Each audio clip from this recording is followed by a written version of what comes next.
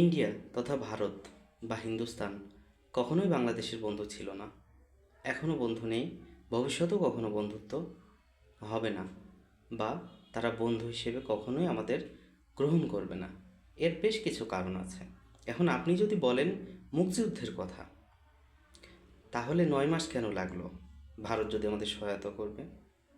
আর ভারত যদি সহায়তা করেও থাকে, সেক্ষেত্রে একটি জিনিস স্পষ্ট, সবাই জানে যে ভারত তার নিজের স্বার্থে বাংলাদেশকে সহযোগিতা করেছে, এর বিনিময়ে অনেক কিছু নিয়েছে। আচ্ছা, এবার আসুন বাংলাদেশে আমরা যেভাবে আমাদের সনাতন ধর্মাবলম্বী তথা হিন্দু ভাইদের, বোনদের বা দিদিদের ভালোবাসি, শ্রদ্ধা করি এবং আগলে রাখি, কারণ আমরা অসাম্প্রদায়িক মানুষ। এর 1%ও ইন্ডিয়াতে দেখা যায় না। ইন্ডিয়াতে সংখ্যালঘু হিসেবে মুসলিমদের উপরে যে পরিমাণ নির্যাতন হয়, তার 1%ও বাংলাদেশে হয় বলতে পারবেন কেউ? 1%ও হয় না। যেভাবে ধর্ম চাপিয়ে দেওয়া হয়, এরকম ধর্ম যদি চাপিয়ে দেওয়া হতো, তাহলে পুরো ভারত জুড়ে যে সাম্রাজ্য ছিল মুসলিমদের, মুসলিমরা যে শাসন করেছে, সে সময় সম্রাট আওরঙ্গজেব, আপনি বাবর বলেন, সম্রাট আকবর বলেন, হুমায়ুন বলেন, ইত্যাদি ইত্যাদি, সেই সকল সম্রাটরা কাউকে চাপিয়ে দিয়েছে?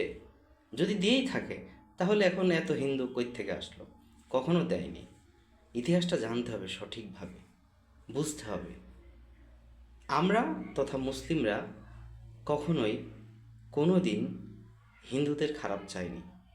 আমরা সব ধর্মের প্রতি শ্রদ্ধাশীল, এবং কিছু মানুষ দেখা যায় যারা দাঙ্গা বাঁধানোর জন্য মুসলিমদেরকে অলওয়েজ উস্কানি দেয়, এবং যখন উস্কানি দেওয়া শেষ হয়, তারা ঠিক ফায়দাটা লুটে নেয়।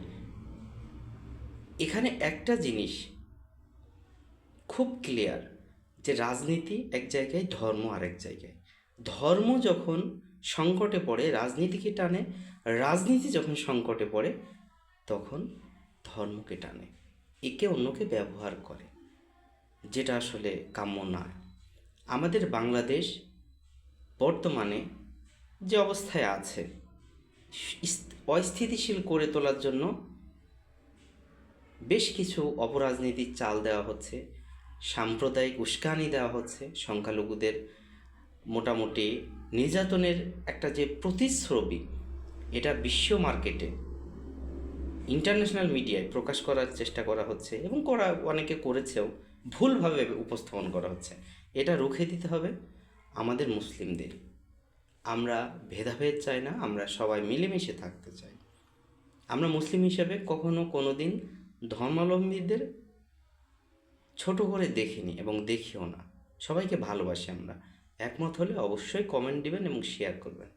ধন্যবাদ। আসসালামু আলাইকুম।